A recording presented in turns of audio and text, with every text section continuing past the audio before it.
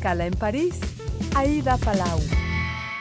Bienvenidos a todos a este programa de Radio Francia Internacional y France 24. La Universidad parisina Sorbonne Nouvelle ha nombrado doctora honoris causa a la opositora nicaragüense Dora María Tellez, actualmente en la prisión El Chipote, donde cumple una condena de 8 años. El encargado de representarla en París ha sido el reconocido periodista Carlos Fernando Chamorro Barrios, quien ha sido tan amable de hacer esta escala en París. Muchísimas gracias y bienvenido. Gracias a ustedes. Bueno, primero de todo un comentario sobre esta insignia, doctor honoris causa de la Sorbona Dora María Tellez, de 68 años, historiadora, exguerrillera sandinista, exministra de Salud, y luchó como muchos disidentes al lado de Ortega contra la dictadura sandinista antes de desencantarse. ¿Qué significa este reconocimiento de París? Bueno, es un reconocimiento a una mujer extraordinaria de ideas y de acción que representa, yo diría, lo mejor de la izquierda democrática en América Latina. Dora María Tellez ha sido consecuente a lo largo de su vida con la lucha por la justicia social y la democracia, pero sobre todo es una mujer que ha roto con muchos esquemas. Feminista, audaz por su participación primero como guerrillera, después en la resistencia cívica, y hoy es un símbolo de la resistencia a la dictadura de Daniel Ortega. Tiene 533 días de estar en una celda de confinamiento solitario en la cárcel del Chipote. Acaba de hacer una huelga de hambre de 19 días y se mantiene firme como ese símbolo de resistencia. Recordemos que fue arrestada en junio de 2021, ¿verdad? En esa ola de arrestos, una ola masiva, ¿no? De arrestos contra opositores, lo comentábamos antes, periodistas, políticos, estudiantes, empresarios. Muchos de esos opositores además se iban a presentar a las elecciones, eran precandidatos. ¿Cómo se encuentra de salud la señora Tellez? Creo que está en una celda aislada, como muchos otros. ¿Ha podido hablar con ella? Es imposible hablar con ella y con los presos del Chipote. Solamente tienen derecho a una visita familiar cada 40, 50 días. La última visita ocurrió en un lapso de 85 días y no existe ninguna posibilidad de comunicación. Es verdad que los familiares se quejan, ¿no?, de que no pueden visitarlos. ¿Está Ortega vulnerando también el derecho de los presos o de las familias de los presos? Los derechos de ambos. En la cárcel del Chipote, los presos no tienen derecho ni a leer ni a escribir. No existe un libro, un papel y un lápiz, ni siquiera una Biblia, como suele haber en todas las cárceles. Es una cárcel de tortura, de aislamiento, de destrucción de los seres humanos, y a pesar de eso hay que destacar la resistencia de Dora María, de otras 3 compañeras que están en celdas de confinamiento solitario y de muchos otros. Después de las últimas leyes contra ONGs, por ejemplo, ¿hay algún organismo que puede entrar a esa prisión para ver cómo están? Ninguno. Y nunca ha entrado a esa cárcel ni siquiera la Cruz Roja Internacional, las comisiones internacionales de derechos humanos de la OEA y la ONU. Todas han demandado que se abra la cárcel al escrutinio precisamente para verificar las condiciones de salud física y mental y emocional de los presos políticos, y ha habido una negativa total de parte del régimen. Es un régimen de crueldad y de venganza, no hay ninguna otra explicación. La represión comienza en 2018 con esas revueltas y una respuesta feroz de las autoridades. También fue el inicio de los ataques a la prensa, con una censura inédita, medios que tuvieron que cerrar. Creo que hay más de 40 medios audiovisuales censurados. Usted, que dirige el diario El Confidencial, es su fundador, ha tenido que exiliarse a Costa Rica. ¿En qué estado se encuentra la prensa de su país? No es fácil trabajar, supongo. No es posible hoy hacer periodismo en Nicaragua. Hacemos periodismo desde el exilio. Y yo diría que es la última libertad que se mantiene vigente porque estamos libres, no estamos silenciados.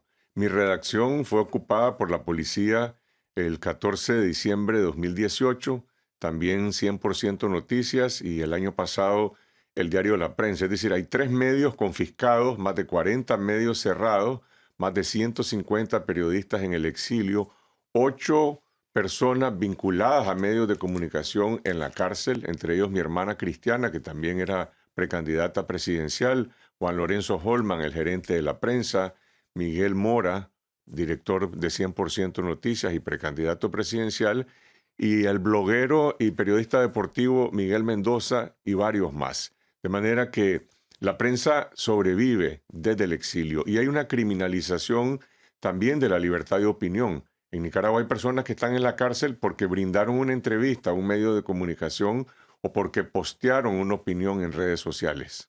Usted forma parte de una saga familiar que ha dado varios presidentes a Nicaragua. Es el hijo de Violeta Barrios, que presidió el país entre el 90 y el 96. Como decía, su hermana Cristiana, precandidata a la presidencia, está en arresto domiciliario, así como su hermano Joaquín, y tiene 2 primos en la cárcel. ¿Ortega ha conseguido aniquilar a la oposición en Nicaragua?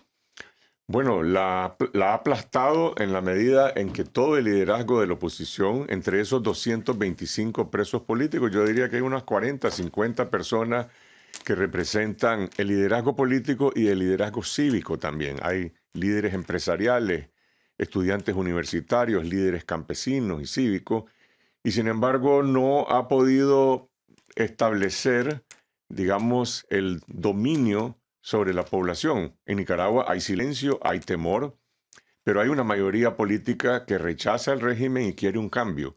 Se vive bajo un estado policial, no hay libertad de reunión ni libertad de movilización, de manera que prácticamente hay una anulación de la posibilidad de hacer política y también de la posibilidad de desarrollar el espacio cívico de la sociedad civil que ha sido anulada. Incluso la Iglesia ha sido atacada. Yo no sé si hay otros ejemplos en otros países, pero hay sacerdotes en la cárcel, obispos, hay gente que se ha tenido que exiliar de la Iglesia. ¿Por qué el régimen Ortega Murillo ataca a la Iglesia nicaragüense? Porque la Iglesia se convirtió en el último espacio, digamos, de las posibilidades de desarrollar alguna actividad cívica en el país. Y me refiero a la Iglesia que se solidariza con las víctimas de la represión y de las violaciones a los derechos humanos. En Nicaragua hubo primero una matanza, hay 325 asesinatos en la impunidad. Luego hubo una represión, la imposición del Estado policial, la anulación de la vía electoral y por último el cierre total del espacio cívico. Faltaba la Iglesia, hay obispos en el exilio, hay sacerdotes en el exilio y se llegó al extremo incluso de prohibir las procesiones religiosas, simplemente porque la dictadura no quiere que los nicaragüenses se reúnan y puedan salir a las calles de cualquier forma. A pesar de toda esta oposición contra este régimen, el régimen se mantiene. ¿Cuál es la explicación? ¿Por qué este régimen se mantiene en el poder? El control de la represión, de la policía, de los paramilitares, la cooptación del ejército, ese es el principal pilar. Hay un malestar creciente dentro de los funcionarios públicos, dentro de los servidores públicos, civiles y militares, pero hay otra realidad. Los nicaragüenses están saliendo del país masivamente. Hay un éxodo hacia Estados Unidos y hacia Costa Rica. A su vez envían remesas familiares que alimentan irónicamente la economía nicaragüense. De manera que sí, el régimen se ha sostenido durante estos 4 años. Uno puede concluir de que un sistema así no es sostenible a largo plazo, pero sí puede prolongar esto que yo siempre he considerado que es una enfermedad terminal, una enfermedad política terminal de un régimen autoritario. ¿Hay disidencias recientes? Porque muchos regímenes de este tipo se caen desde dentro, no desde fuera. Hay malestar, hay disidencia interna, hay funcionarios del régimen que han sido encarcelados, otros simplemente renuncian y se van. Algunos también han desertado públicamente, pero yo no creo que el régimen se derrumbe solo. Se va a caer como resultado de un incremento de la presión externa y de la presión interna. Se necesita, por tanto, la liberación de los presos políticos. Ese es el primer paso. Liberar a los presos políticos es la premisa para la liberación de Nicaragua. El régimen solo no se derrumba y sí se puede prolongar. Habla de la presión externa. ¿Ha habido sanciones desde países como Estados Unidos o el bloque europeo? ¿Son suficientes? Las sanciones han estado enfocadas en individuos, en más de 50 altos funcionarios del régimen, civiles y militares, y en algunas instituciones específicas como la policía, la fiscalía, no hay un embargo económico, no son sanciones que hayan afectado a la población nicaragüense. Yo creo que se requiere de un aislamiento total del régimen y hace falta que muchos otros países de América Latina se sumen, países que mantienen una relación de cierta ambigüedad y complacencia con la dictadura de Ortega. Puedo mencionar a México, a Honduras, de alguna forma Argentina, Bolivia. En cambio, otros gobiernos de la izquierda democrática de América Latina, como Boric de Chile, claramente ha dicho no se puede tolerar la existencia de una dictadura en nombre de la izquierda, no se puede aceptar dictaduras que violan los derechos humanos. Creo que esa es la misma posición de Petro en Colombia y hay una gran expectativa sobre qué posición va a adoptar el nuevo presidente de Brasil, Lula da Silva. Justamente hablando del presidente chileno Gabriel Boric, dijo en un tuit tras esas elecciones municipales, ¿no? Tras conocerse el resultado de que el partido oficialista había conseguido todas las alcaldías, dijo: un proceso electoral que se realiza sin libertad, justicia electoral confiable y opositores presos o proscritos no es democracia en ninguna parte del mundo. Espera que estos cambios que ha habido justamente en Brasil, en Colombia y en Chile pueda hacer cambiar la situación en Nicaragua. Deberían representar un incremento de la posición de los gobiernos de América Latina. La solución a la crisis de Nicaragua está en Managua, no está en Bruselas, no está en Washington, no está en otros países. Pero, insisto, para eso se necesita restablecer las libertades democráticas en Nicaragua y eso comienza por la liberación de los presos políticos. ¿Qué piensa del silencio de algunos intelectuales latinoamericanos de izquierda, ¿no?, sobre lo que ocurre en Nicaragua? Muchos siempre están súper alerta cuando hay violación de derechos humanos en muchos países, pero cuando se trata de gobiernos de izquierda, pues tal vez la crítica, ¿no?, o la condena, pues se les hace más difícil, ¿no?, de hacer. Yo diría que eso ha cambiado mucho y que la mayoría de los intelectuales latinoamericanos y los movimientos políticos están claros de que en Nicaragua lo que hay es una tiranía, un régimen represivo igual que lo que fue la dictadura de Somoza antes de 1979. Quedan algunos grupos que están alineados también a la ortodoxia, a la dictadura de Venezuela, a la dictadura de Cuba, pero en su mayoría la izquierda democrática, yo diría que está sumándose a reconocer que no se puede tener un doble estándar con una dictadura como la de Nicaragua.